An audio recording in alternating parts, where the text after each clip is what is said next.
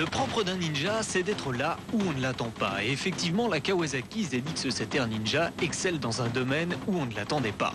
Jadis brutale, peu confortable, la ZX-R a en effet mis de l'eau dans son vin. C'est toujours une moto d'homme, comme on dit, mais la poigne de fer est désormais dans un gant de velours.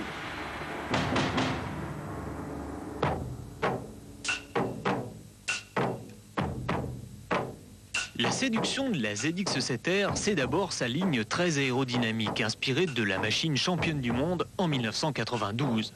Certes, la peinture bicolore qui mêle au choix le rouge et le mauve, ou le vert et le mauve, ne fera peut-être pas l'unanimité. Mais caractère et agressivité sont au rendez-vous, et c'est l'essentiel sur une sportive.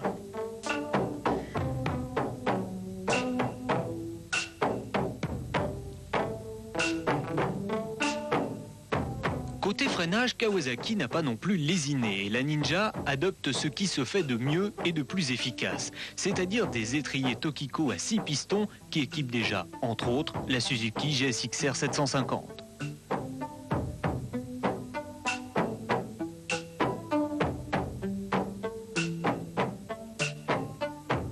Par rapport à l'ancienne Stinger, la Ninja conserve la même conception et la même géométrie de châssis.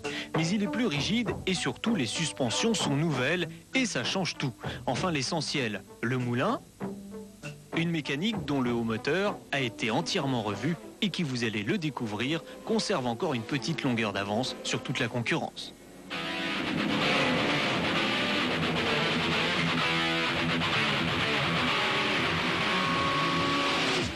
A votre avis, qu'est-ce qui est le plus surprenant sur cette machine? Eh bien, figurez-vous que le plus bluffant, c'est le confort. Et oui, du pire avec l'ancien modèle Kawa, on est passé au meilleur avec la ZX-7R.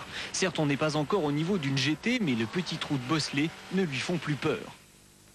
19 sur 20 également au niveau freinage. C'est bien simple, il suffit de regarder la poignée pour s'arrêter. Quant au moteur, il est à la fois souple et généreux et ne donne vraiment pas l'impression d'être châtré par le bridage à 100 chevaux. En revanche, le bas blesse côté poids, car avec 203 kg, la ZX-7R reste lourde et réclame quelques efforts dans les petits coins. La protection est également un poil juste, d'autant que le monstre dépasse allègrement la barre des 250 km/h. En résumé, la ZX-7R, on aime. Un avis que partage objectivement Jean-Louis Battistini, pilote officiel Kawasaki.